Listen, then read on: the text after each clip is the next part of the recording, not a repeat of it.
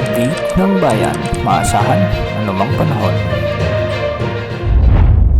Magandang araw po sa ating lahat. Narito na ang pinakahuling update sa magiging lagay ng ating panahon sa araw na ito at sa mga susunod na araw. Sa kasalukuyan ay maraming weather systems pa rin ang nakakaapekto ngayon sa ating bansa at nagbabalik ang Intertropical Convergence Zone. Unahin natin ang shear line na kung saan magdadala ito ng maulap na kalangitan na may mga kasamang kalat-kalat na pagulan at pagkidlat pagkulog sa mga lalawigang sakop ng Cagayan, Isabela, Quirino, Nueva Vizcaya, Aurora at Quezon Province. Mag-ingat po dahil posible ang banta ng mga biglaang pagbaha o pagguho ng lupa lalo na kung may mga katamtaman at minsan ay malalakas na pagulan. Samantala, ang mainit na hangin mula sa karagatang Pasipiko o easterlies naman ang magdadala ng maalinsangang panahon, maulap na papawirin at kalat-kalat na pagulan at pagkidlat pagkulog sa buong Bicol region, sa may Caraga, Northern Samar, Eastern Samar, sa may Samar Province at Leyte. Posible pa rin ang banta ng mga biglaang pagbaha o pagguho ng lupa kung may mga umiiral na katamtaman at minsan ay malalakas na pag-ulan. Maulap na papawirin din na may mga kasamang pag-ulan ang inaasahan sa may Apayao, Kalinga, Mountain Province, Ifugao at Nueva Vizcaya.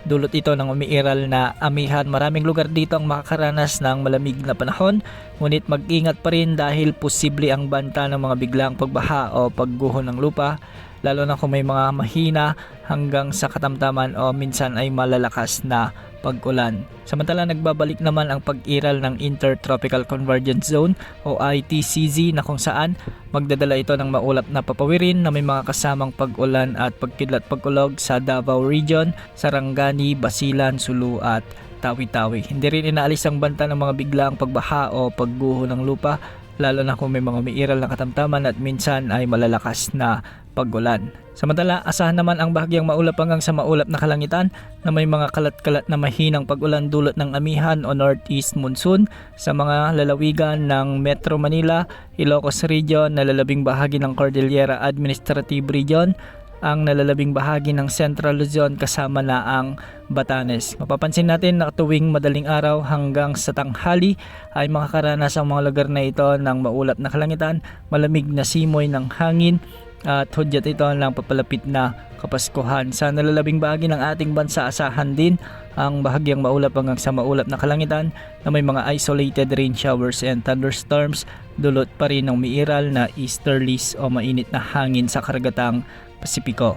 Para sa lagay ng mga pag-alon sa ating mga karagatan ng mga baybayin na sakop ng Luzon, silangang bahagi ng Visayas at Mindanao ay posibleng umabot hanggang 4 meters sa nalalabing baybayin ng bansa, posibleng umabot hanggang 2.5 meters. Wala tayong minomonitor ngayon na LPA o potensyal na bagyo na posibleng pumasok at makaapekto sa ating bansa sa susunod na 3 hanggang 5 araw. Yan muna ang latest sa lagay ng panahon. Ito pang weather update ng bayan, maasahan anumang panahon.